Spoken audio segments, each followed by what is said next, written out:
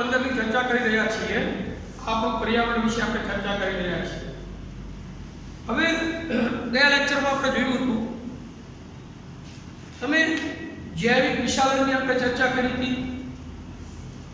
પછી એક નિવસન તંત્રમાં થતું ઊર્જાનું વહન દર્શાવતો એક રેખાખંડ એનો આખો ચાર્ટ આપણે બનાવ્યો અને આહાર ઝાડની પણ આકૃતિ આપણે દોરી હતી। હવે કોઈ એક નિવસન તંત્રમાં જે ઊર્જાનું વહન થાય છે એ એક માર્ગીય હોય છે। કેવું હોય છે? એક માર્ગીય, મતલબ સૂર્યપ્રકાશ વનસ્પતિ દ્વારા ગ્રહણ કરવામાં આવે, પ્રકાશ સંશ્લેષણની ક્રિયા કરવામાં આવે એટલે વનસ્પતિ દ્વારા પોતાનો ખોરાક જાતે તૈયાર કરે છે એટલે સૂર્યપ્રકાશનું શોષણ કરી પોતાનો ખોરાક જાતે તૈયાર પોતાના માટે તો એ બનાવે જ છે, પણ લીલી વનસ્પતિ છે બીજા સજીવો માટે પણ ખોરાક તૈયાર કરે છે। એટલે આ ઊર્જા વનસ્પતિમાં જે સંગ્રહિત થાય છે સૂર્ય ઉર્જા એટલે કે સૌર ઉર્જાનું રાસાયણિક ઉર્જામાં રૂપાંતર કરે છે ઉત્પાદન, બરોબર, લીલી વનસ્પતિ। હવે એને ખોરાક તરીકે કોણ ગ્રહણ કરે? તો કે તૃણહારી પ્રાણીઓ। શાકાહારી પ્રાણીઓ એને ખાય, એને ગ્રહણ કરે। એટલે વનસ્પતિમાં જે ઉર્જા જે છે એ ઉર્જાનું વહન તૃણહારી પ્રાણીમાં થાય, બરોબર।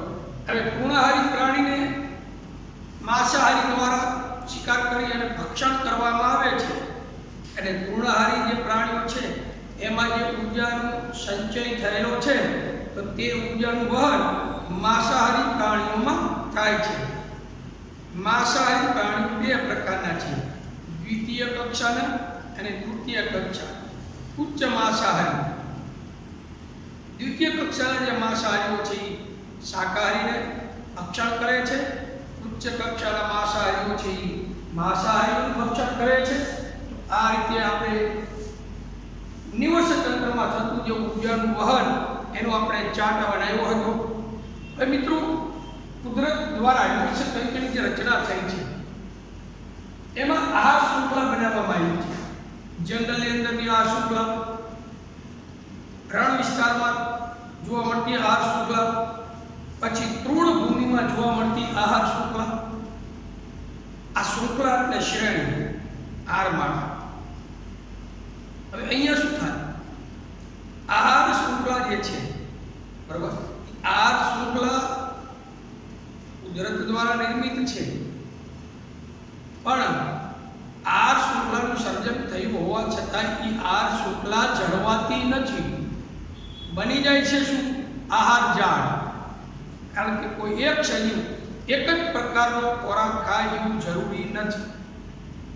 માણસ છે મિત્રો, તમે મનુષ્ય મિશ્રાહારી ગયા, આપણી વાત કરીએ તો આપણે ખોરાક તરીકે વેજ અને નોનવેજ બંને પ્રકારના ખોરાક ખાઈ શકીએ છીએ। તો અહીંયા એવું જરૂરી નથી કે એક જ પ્રકારનો ખોરાક ખાવો। સાપ હોય તો મિત્રો સાપ દ્વારા દેડકાનું ભક્ષણ થાય, દેડકા ન મળે તો ઉંદર હોય તો ઉંદરનું ભક્ષણ કરીને પોતાનું પેટ ભરી શકે, ચકલી હોય તો એને પણ ખાઈ જાય, નાના જીવ જંતુઓ પણ ખાઈ શકે। એટલે એક જ પ્રકારનો ખોરાક ન ખાતા એ જે પ્રકારે ખોરાકનું પાચન કરી શકવાની ક્ષમતા ધરાવતો હોય એ રીતે ખોરાક ગ્રહણ કરે છે। આ રીતે આપણે આ નિવસન તંત્રમાં થતું ઉર્જાનું જે વહન છે આપણે એની ચર્ચા કરી હતી। એક પ્રવૃત્તિ આપી છે, આપણે વાત કરી હતી કે કાલે પ્રવૃત્તિની ચર્ચા કરી લઈશું।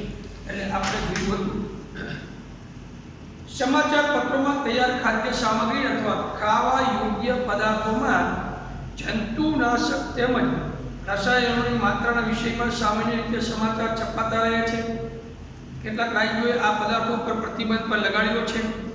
આ પ્રકારનો પ્રતિબંધ યોગ્ય છે કે નહીં તેના પર ચર્ચા કરો। તમારા વિચારમાં આ ખાદ્ય પદાર્થોમાં જંતુનાશકોનો સ્ત્રોત કયો છે?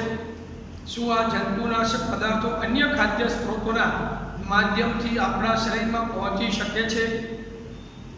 કયા ઉપાયો દ્વારા શરીરમાં જંતુનાશક પદાર્થો કે રસાયણોની માત્રા ઓછી કરી શકાય છે? આ જે પ્રવૃત્તિ આપી છે જૈવિક વિશાલનની છે। મિત્રો જૈવિક વિશાલનની આપણે ચર્ચા કાલે કરી, બે વ્યાખ્યા પર તમને લખાવી છે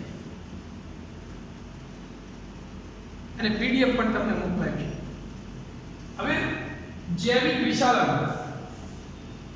આપણે જ્યારે ખેતરની અંદર પાકનું વાવેતર કરીએ, કપાસ, તલ, બાજરી, ઘઉં, આપણે જે પાકનું વાવેતર કરીએ એટલે તમને ખેડૂતો શું થાય કે પાકનું વધારે ઉત્પાદન મેળવવા માટે રાસાયણિક ખાતર, જંતુનાશક દવાઓ આ બધાનો છંટકાવ કરે છે. બરોબર, આ બધાનો છંટકાવ કરે ત્યારે શું થાય કે સારું ઉત્પાદન મળે. હવે આજે જંતુનાશકો જે છે એ જૈવ અવિઘટનીય પદાર્થો છે. દવાનો છંટકાવ કરે છોડ ઉપર પડીના દવાના જે ઘટકો કણો છે જમીન પર વનસ્પતિ ઉપર પડવાના છે. હવે જો વિઘટકો દ્વારા એનું વિઘટન કરવામાં આવે તો વિઘટકોનું વિઘટન થઈ જાય, કારણ કે જે અવિઘટનીય પદાર્થ છે એનું વિઘટન થતું નથી પણ એ સંચિત થાય છે, લાંબા સમય સુધી સંચિત થાય છે. તમે જો શરીરમાં સંચિત થાય, જમીનમાં સંચિત થાય, વનસ્પતિના શરીરમાં સંચિત થાય. હવે આપણે આ બધા જમીનમાંથી એ ઘટકો છે વનસ્પતિના મૂળ દ્વારા વનસ્પતિની અંદર પ્રવેશ કરે, ત્યાં સંચિત થાય. એ વનસ્પતિનું ભક્ષણ તૃણાહારી પ્રાણીઓ દ્વારા કરવામાં આવે તો એમાં સંચિત થાય. ક્યાંય મિત્રો વિઘટન થતું નથી. માંસાહારી દ્વારા તૃણાહારીનું ભક્ષણ કરે એટલે આ ઘટકો એમાં પણ પ્રવેશ કરે, સંચિત થાય છે. મનુષ્ય પણ વનસ્પતિ પ્રાણીનો ખોરાક તરીકે ઉપયોગ કરે એટલે આપણી અંદર પણ આવા જે અવિઘટનીય ઘટકો છે શરીરની અંદર સંગ્રહ પામે છે. કોઈ એક બે દિવસમાં આપણને એનો કોઈ અંદાજ ખ્યાલ આવતો નથી, પણ લાંબા ગાળે આપણને ખૂબ જ નુકસાનકારક હોય છે. એટલે આ ઘટના જે છે મિત્રો સંચિત થવાની ઘટના જે અવિઘટનીય પદાર્થો જે ઘટના બની છે, સમગ્ર જે પ્રક્રિયા પૂર્ણ થાય છે જોવા મળે છે, એ ઘટના છે આખી જૈવિક વિશાલનની. તો આ જૈવિક વિશાલનની આપણે ચર્ચા કરી છે. બે પ્રશ્ન આપ્યા છે. એક છે પોષક સ્તરો એટલે શું? એક આ શૃંખલાનું ઉદાહરણ આપો અને તેમાંના વિવિધ પોષક સ્તરો જણાવો. મિત્રો પોષક સ્તરો એટલે શું? કેવો પ્રશ્ન?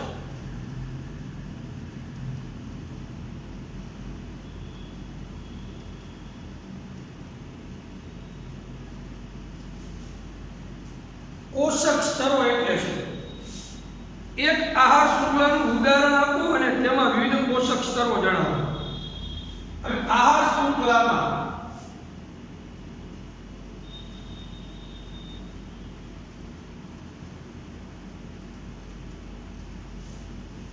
આપણને કીધું પોષક સ્તરો એટલે શું? એક આહાર શૃંખલાનું એક્ઝામ્પલ આપણે આપી હમણાં અને એમાં વિવિધ પોષક સ્તરો જણાવો. કયા કયા પોષક સ્તરો હોય? તો પેલા પોષક સ્તર એટલે શું એની વ્યાખ્યા છે કે મિત્રો આ શૃંખલામાં પોષણના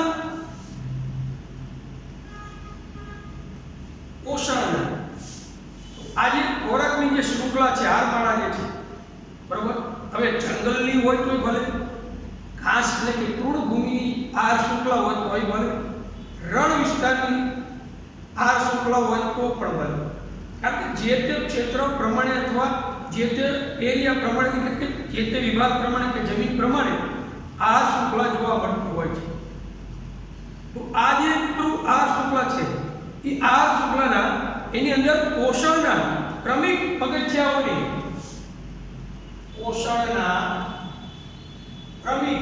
ચરણો અથવા પગથિયાઓની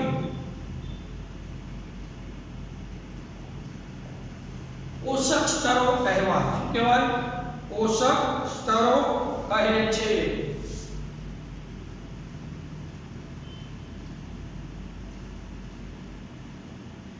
સ્ટેપ પગથિયા, આ ચરણ, આ શૃંખલામાં પોષણના જે ક્રમિક એક પછી એક પગથિયા જોવા મળે છે એને પોષક સ્તરો કહેવાય.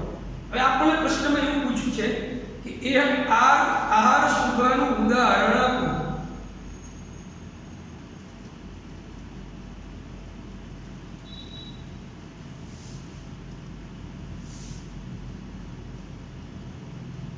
એક્ઝામ્પલ મિત્રો, આ નિવસન તંત્રમાં પોષક સ્તર જે છે એ ઊર્જાનું વહન દર્શાવે છે.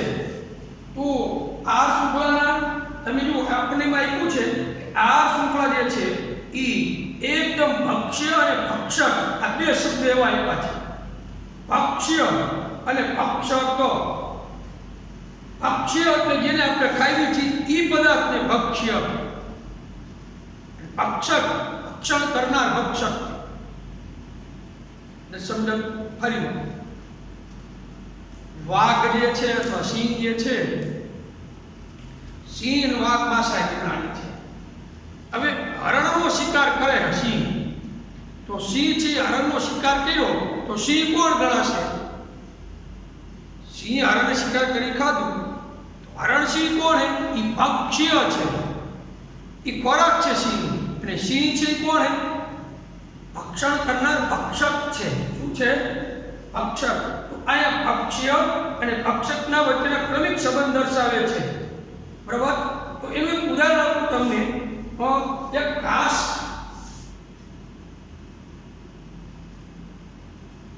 ને કોણ ખાય?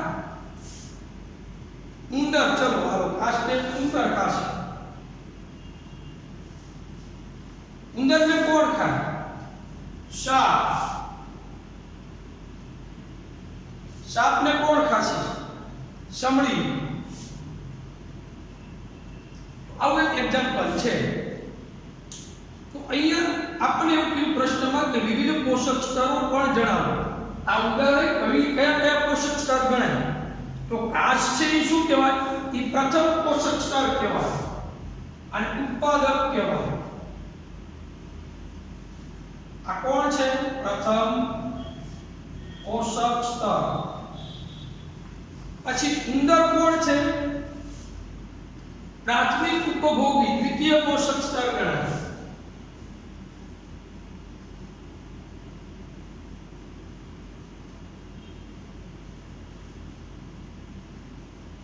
દ્વિતીય પોષક સ્તર કહેવાય.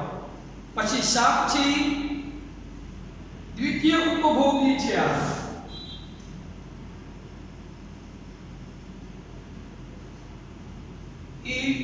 તૃતીય પોષક સ્તર બનાવે. કેટલામું? દ્વિતીય ઉપભોગી પણ પોષક સ્તર તૃતીય બનાવે. સમળ છે એ તૃતીય ઉપભોગી કહેવાય. તૃતીય ઉપભોગી કયું પોષક સ્તર બનાવે? ચતુર્થ પોષક સ્તર. બરોબર? આ અલગ છે, આ બે અલગ છે. પ્રાથમિક ઉપભોગી હોય ને એ દ્વિતીય પોષક સ્તર બનાવે. કારણ કે વનસ્પતિથી પણ પોષક સ્તરની શરૂઆત થાય. વનસ્પતિ પ્રથમ પોષક સ્તર, ઉંદર દ્વિતીય પોષક સ્તર, સાપ તૃતીય પોષક સ્તર, સમડી ચતુર્થ પોષક સ્તર બનાવે છે. પછી નિવસન તંત્રમાં વિઘટકોની ભૂમિકા શું છે?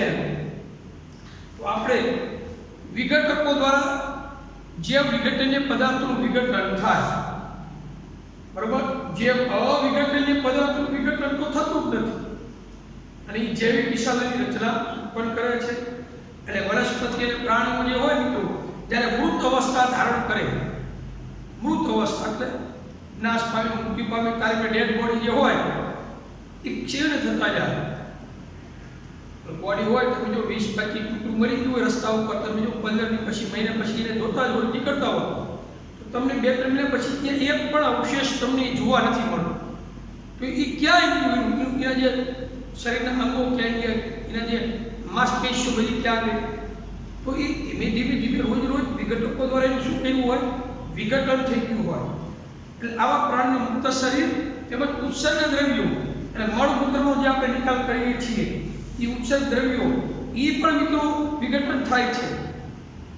એ પોષણ માટે આધારિત સજીવોનો વિઘટકો કહે છે. આ વિઘટકો છે જીવાણુ હોય કે બેક્ટેરિયા, ફૂગ પણ હોઈ શકે, એ બધા વિઘટકો જ કહેવાય. એમાં જટિલ કાર્બનિક દ્રવ્યો જે હોય એ જટિલ કાર્બનિક દ્રવ્યો શું કરે? એ સરળ અકાર્બનિક દ્રવ્યમાં વિભાજન કરે, વિઘટન કરે. આપણું શરીર છે એ કાર્બનિક હોય. કેવું હોય? કાર્બનિક.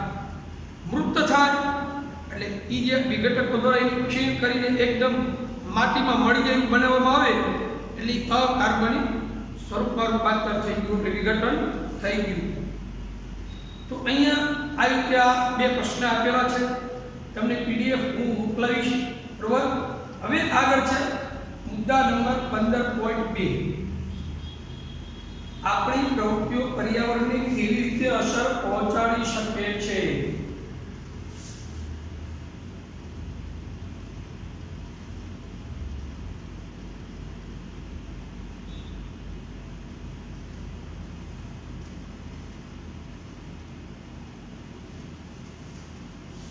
આપણી પ્રવૃત્તિઓ પર્યાવરણને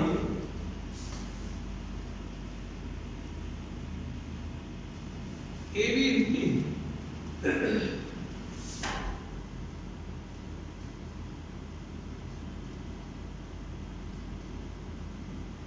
પહોંચાડી શકે છે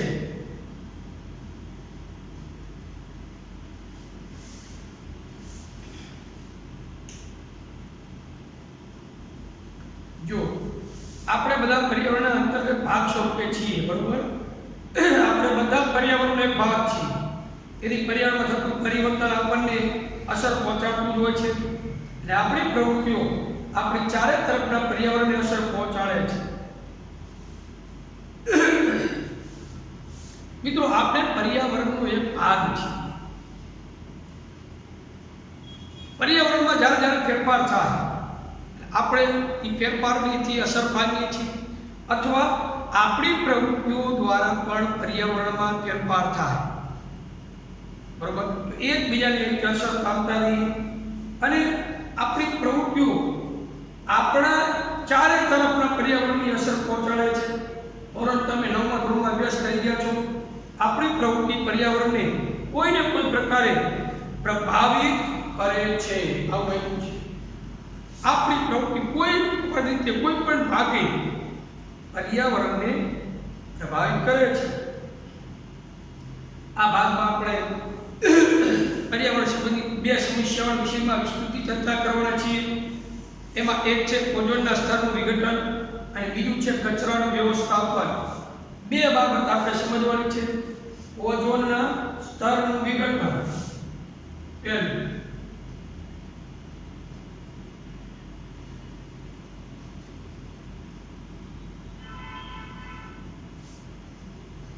બીજી બાબત છે કચરાનું વ્યવસ્થાપન કેવી રીતે કરવું.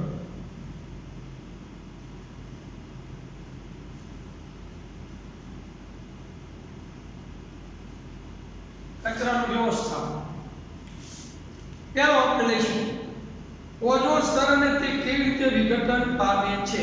આવો એક મુદ્દો આપ્યો છે.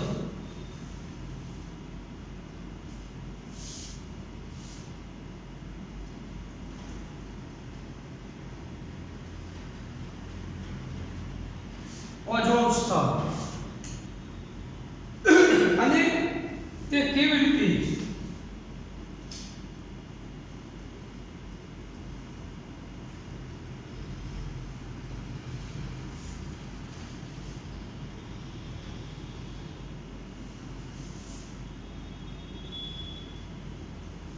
વિઘટન પામે છે.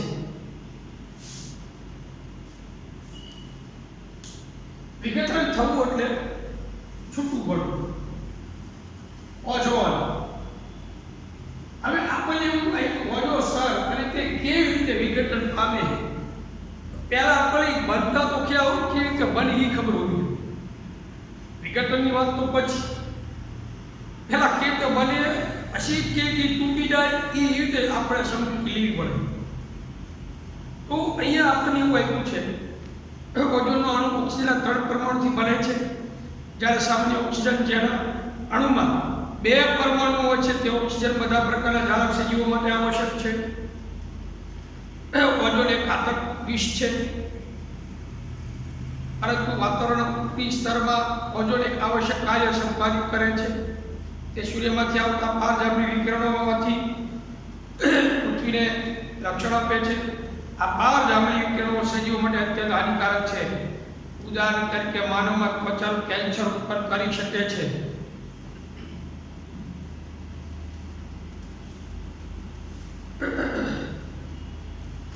ઓઝોન સ્તરનું નિર્માણ કેવી રીતે થાય પહેલા એ ખ્યાલ હોવો. ડિટેલ્સથી બહુ માહિતી મિત્રો જરૂર નથી, પણ કેવી રીતે બને હું તમને થોડીક માહિતી આપીશ.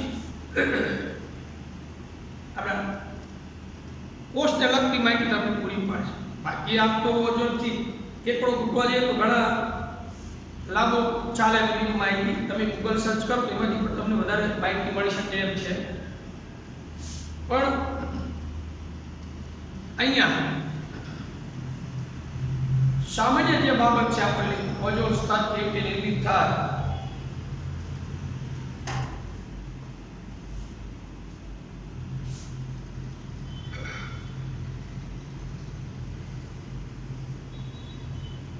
વાતાવરણમાં તમે જો ઓક્સિજન વાયુઓ છે હા. હવે આપણે ઓઝોન સ્તર પહેલા તો ક્યાં આવેલું છે? ઓઝોન સ્તર વાતાવરણના ઉપલા સ્તરમાં. ઉપલું સ્તર એટલે કયું? સ્ટ્રેટોસ્ફિયર. કયું? સ્ટ્રેટોસ્ફિયર.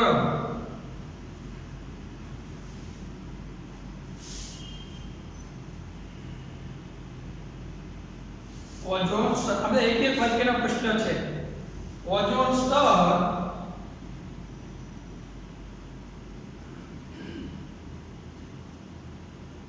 વાતાવરણના ઉપલા સ્તરમાં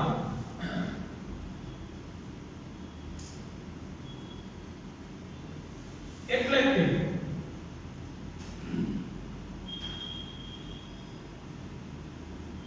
સ્ટ્રેટોસ્ફિયર. સ્ટ્રેટોસ્ફિયર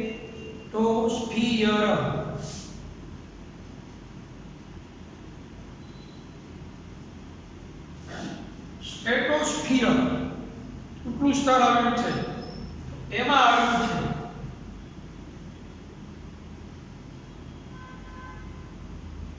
આ પહેલો પ્રશ્ન છે. ઓઝોન સ્તર ક્યાં આવેલું છે? ઉપલા સ્તરમાં સ્ટ્રેટોસ્ફિયરમાં આવેલું છે. હવે બી ઓઝોન નું અણુસૂત્ર શું છે? ઓઝોન એટલે O3.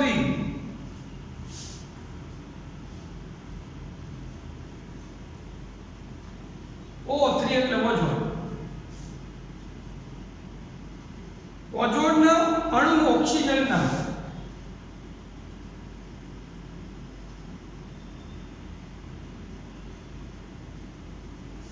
ઓક્સિજન જે હોય ઓક્સિજનના 3 પરમાણુથી બને છે.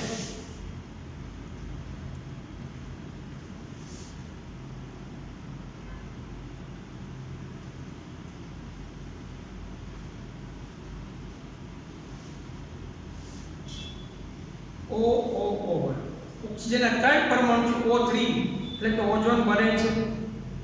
હવે ઓક્સિજનના અણુ પર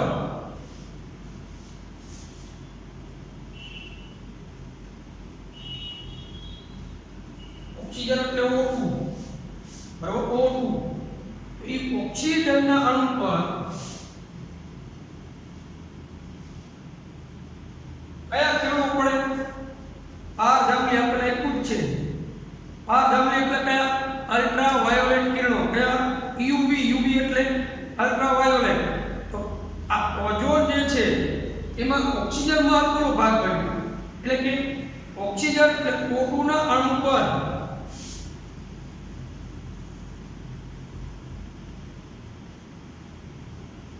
આ જાંબલી અલ્ટ્રા વાયોલેટ વિકિરણોની અસરથી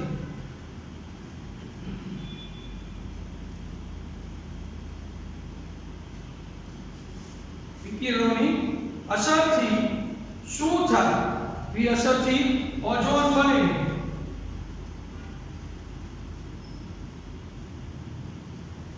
આ રીતે ઓઝોન બને છે. તો અહીંયા ઊંચી ઉર્જાવાળા જે પારજામની કિરણો હોય, આ પારજામની કિરણો છે ઉર્જા કેવી ધરાવે છે? ઊંચી ઉર્જાવાળા પારજામની વિકિરણો ખૂબ જ ઊંચી ઉર્જા ધરાવે છે, તો એ વિકિરણો ઓક્સિજન અણુઓનું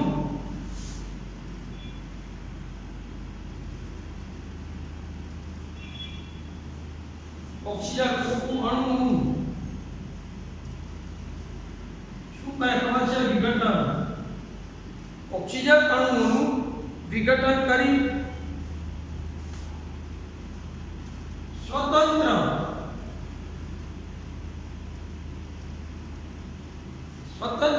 ઓક્સિજન પરમાણુ બનાવે છે.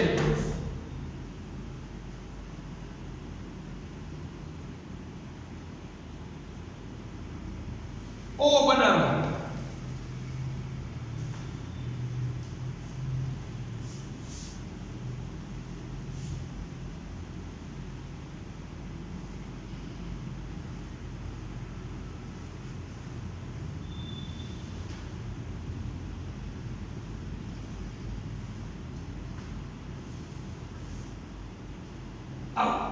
ખૂબ જ ઊંચી ઉર્જા ધરાવે છે ઓઝોન વિકિરણ છે.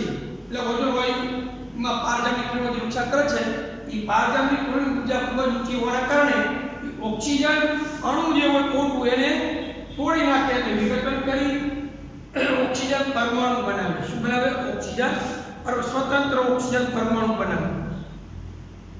અહીંયા આ ઓક્સિજન પરમાણુ જે સ્વતંત્ર બન્યા હોય એ પાછા ઓક્સિજન અણુ હારે જોડાય. કોની સાથે? ઓક્સિજનના અણુ સાથે ઓક્સિજનનો પરમાણુ જોડાય.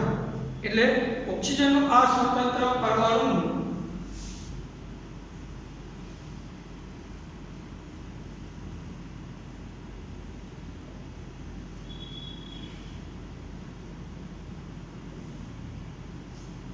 અહીંયાથી અહીંયા આવે છે.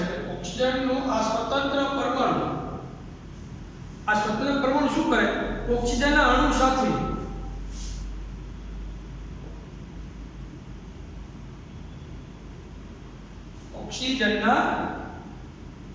સાથે સંયોગ કરી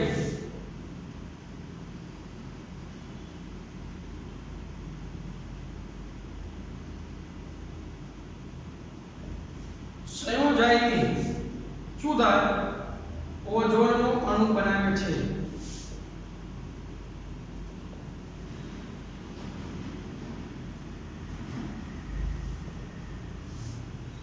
એટલે O વત્તા O2 એટલે O3 બનાવે. આવું આ વાક્યનો અર્થ એવો થયો.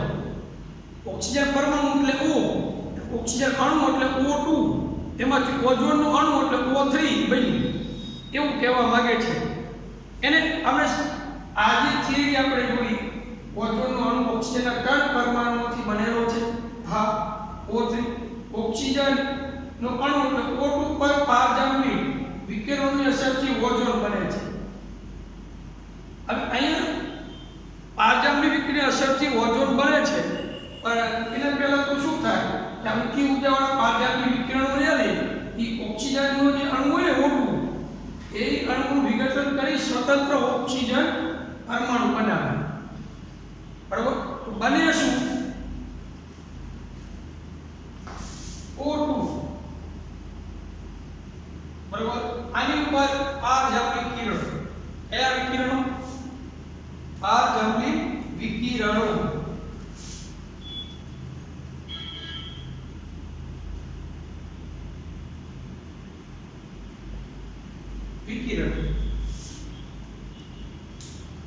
અલ્ટ્રાવાયોલેટ વિકિરણો દ્વારા શું થાય? બે સ્વતંત્ર આ ઓક્સિજન અણુ છે,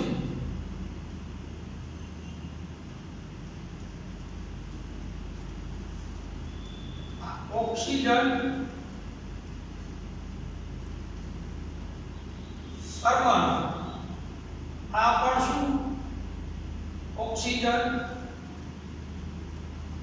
પરમાણુ. એક સમીકરણ આવ્યું. આ સ્વતંત્ર બે ઓક્સિજન પરમાણુ બન્યું. હવે આ ઓક્સિજન સ્વતંત્ર પરમાણુ ઓક્સિજનના અણુ સાથે પાછો સંયોજાય અને બીજું સમીકરણ શું બન્યું? આવું O વત્તા O3 બનાવે. શું બનાવે? O3 આ કોણ છે ઓક્સિજન પરમાણુ ઓક્સિજન અણુ સાથે જોડાય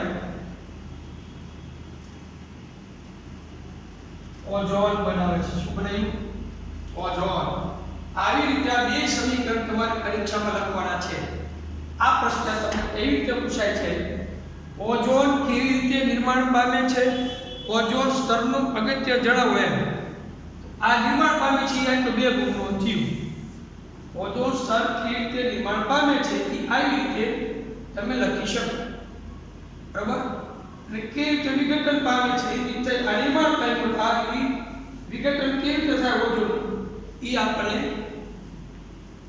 પછીની વાત છે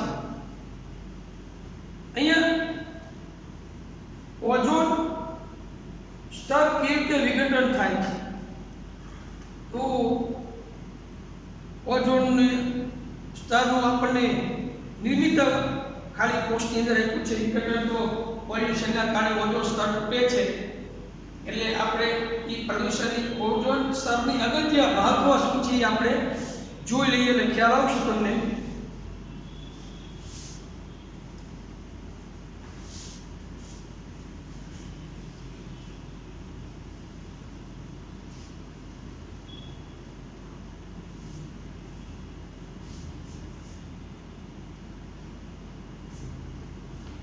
આટલો સ્ક્રીનશોટ પડે એવો ખ્યાલ આવ્યો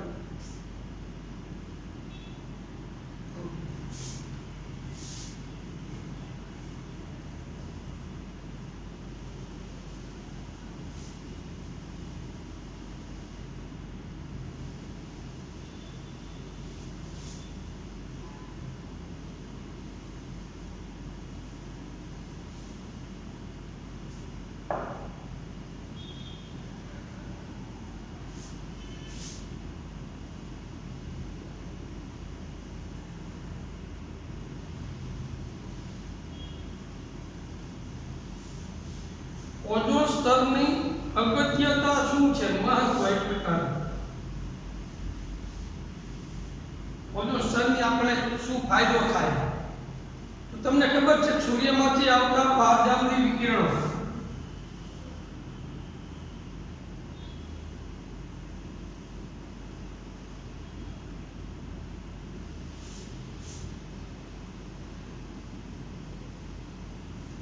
સૂર્યમાંથી જે આવે પારજામની વિકિરણો એને અલ્ટ્રાવાયોલેટ એટલે યુવી વડે દર્શાવી શકાય યુવી અલ્ટ્રાવાયોલેટ તો એ વિકિરણો સામે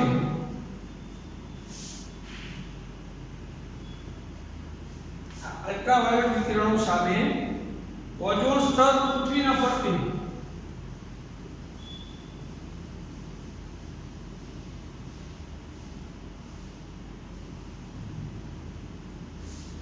પૃથ્વી ફરતે એક આવરણ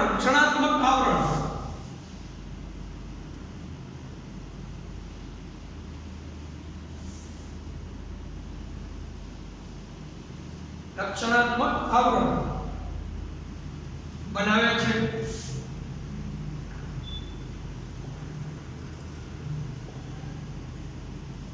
ઓઝોન દરેક સજીવ માટે ઓઝોન સ્તર સજીવો માટે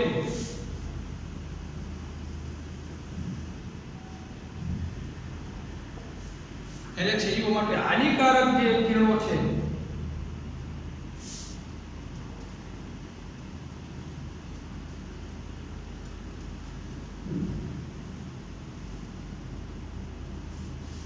એ નુકસાન કરતા કિરણો છે અલ્ટ્રાવાયોલેટ એ હાનિકારક ટૂંકી લંબાઈ ધરાવતા પારજામની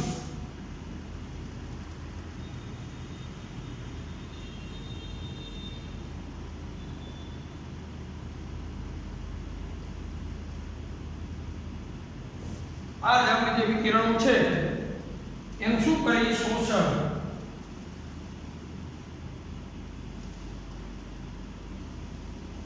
શોષણ કરે છે આ પૃથ્વી પર સજીવો શું થાય અચળ થાય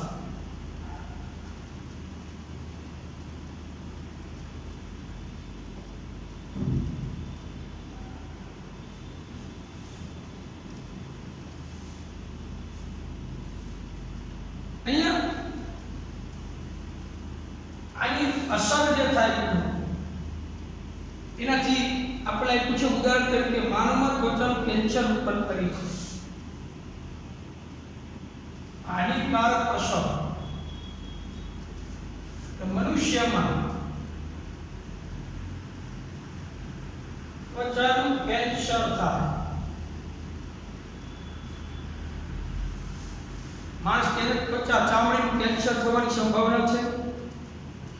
આવી રીતે 1980 થી વાતાવરણમાં ઓઝોનની માત્રામાં ઝડપથી ઘટાડો થઈ રહ્યો છે. ઠીક કરી લો 1980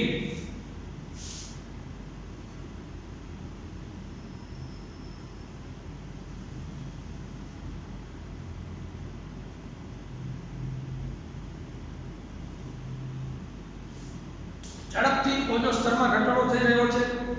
ક્લોરોફ્લોરોકાર્બન ફૂલ નેમ ટીક કરી લો CFC.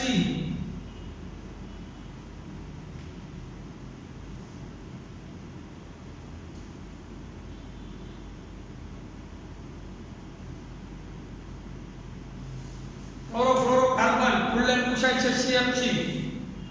તો એ ક્લોરોફ્લોરોકાર્બન જેવા માનવ શાસ્ત્રીય રસાયણ તેના મુખ્ય પરિબળ ગણવામાં આવે છે. એટલે એમ કહેવા માંગે છે ઓઝોન પળમાં જે ગાબડા પીડ્યા છે એ ઓઝોન સ્તરના વિઘટન માટે કોણ જવાબદાર છે? તો CFC ક્લોરોફ્લોરોકાર્બન જવાબદાર છે. અને એ ક્યાં મિત્રો આપણે વધારે પાત્રો મૂકતો કે આપણે ફ્રીજ જે વાપરી ઘરમાં એનો ઉપયોગ રેફ્રિજરેટર તેમજ અગ્નિશમન માટે થતો હોય છે.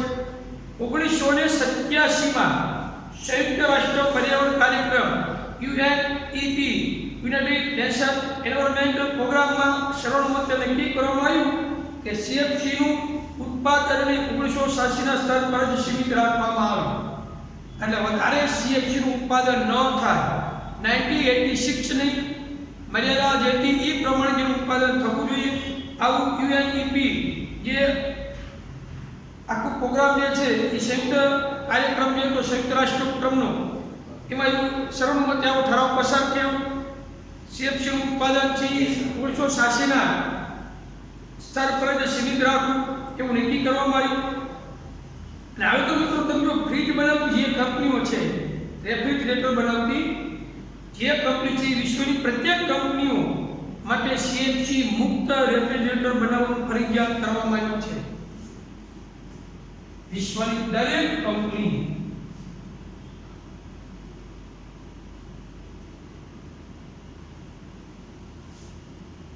CFC મુક્ત રેફ્રિજરેટર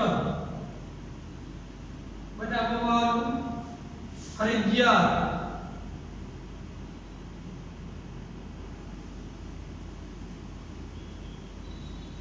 ફરજિયાત બનાવવામાં આવ્યું છે.